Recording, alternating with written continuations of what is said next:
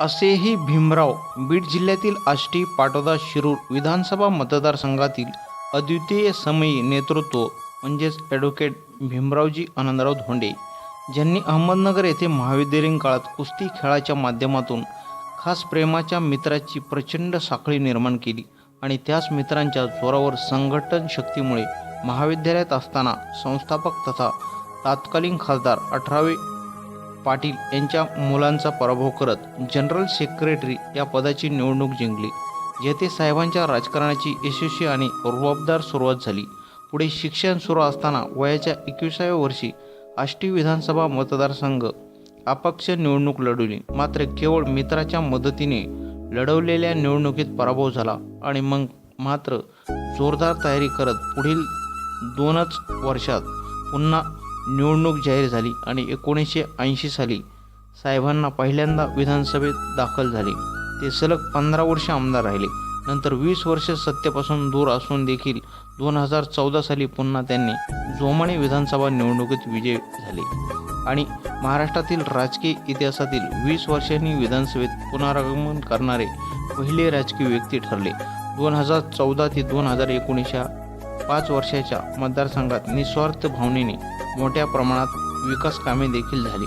मात्र 2019च्या निवडणुकीत जनतेची मनोभावी सेवा करूनही राजकीय डावपेचामुळे तसेच केवळ संयमीवृत्ती आणि विश्वास या द्विगुणी स्वभावाने पराभव स्वीकारावा लागला. मात्र अशा पराभवाने किंचितही न खचता संयमाने आणि शांतता साहेबांनी आपली राजकीय ताकद एवढ्या उंचीवर नेऊन ठेवली आहे की मतदारसंघातील कोणतीच निवडणूक त्यांच्याशिवाय होणे नाही. कारण त्यांच्या शैक्षणिक संस्थेचे जाळे एवढे पसरले आहे की त्यांनी संस्थेचे लावलेले रोपटे आता वटवृक्ष झाला आहे. आज आपल्या संस्थेच्या 40 माध्यमिक शाळा, 4 प्राथमिक शाळा, 21 उच्च माध्यमिक विद्यालय, 6 वरिष्ठ महाविद्यालय, 1 इंग्लिश स्कूल, 1 बीपीएड महाविद्यालय, 1 बीपीएड महाविद्यालय, 1 डीएड महाविद्यालय, 2 फार्मसी महाविद्यालय, 1 बी फार्मसी महाविद्यालय, 1 स्कूल ऑफ नर्सिंग, 1 इंजिनिअरिंग महाविद्यालय, 1 कृषी महाविद्यालय, 1 अन्न तंत्र महाविद्यालय, 1 कृषी तंत्र विद्यालय, 1 डेअरी विद्यालय आणि 4 वसतिगृह, मुलींचे वसतिगृह.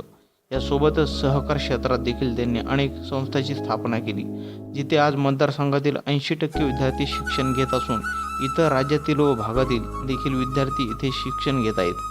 साहेबांच्या सावलीत 2500 ते 3000 कर्मचारी सुखाने जगत आहेत, ज्यांना साहेब नेहमीच माझं कुटुंब असं संबोधतात आणि कर्मचारी साहेबांना कुटुंब प्रमुखच मानतात, ज्यामुळे मतदारसंघात भूमिपुत्रांना मोठ्या प्रमाणात नोकऱ्या उपलब्ध झाल्या आहेत आणि पुढेही होतच राहतील. दुष्काळी भाग असूनही बाजारपेठा कायम गजबजू लागल्या त्या केवळ आणि केवळ साहेबांच्या शैक्षणिक संस्था आणि कर्मचारी यांच्यामुळेच. बीडचे प्रभाकर या साप्ताहिकाचे संपादक संतोषजी मानूरकर लिहितात की आष्टी ते बीड, आष्टी ते मुंबई, आष्टी ते दिल्ली पायी मोर्चा काढणारे आणि संपूर्ण मतदारसंघाचा पायी दौरा करणारे देशातील एकमेव आमदार म्हणजेच त्यांचं नाव आहे भीमरावजी धोंडे. आष्टीचे प्रति सरकार आहेत. साहेब आपल्या राजकीय, सामाजिक, सांप्रदायिक, कला, क्रीडा, सांस्कृतिक अशा विविध क्षेत्रातील भव्यदिव्य कार्याचा ऐतिहासिक उल्लेख या छोट्या ठिकाणी व्यक्त करणे केवळ अशक्य असले. पुढील काळात नक्कीच आपल्या जीवनपटावर आधारित एक भव्य अशा ग्रंथाची निर्मिती करण्याचा प्रयत्न करू. शिक्षणमर्षी शेतकरी आदरणीय भीमरावजी धोंडे यांना वाढदिवसाच्या हार्दिक शुभेच्छा. अविशांत कुमकर, ब्युरो रिपोर्ट, आज मराठी न्यूज.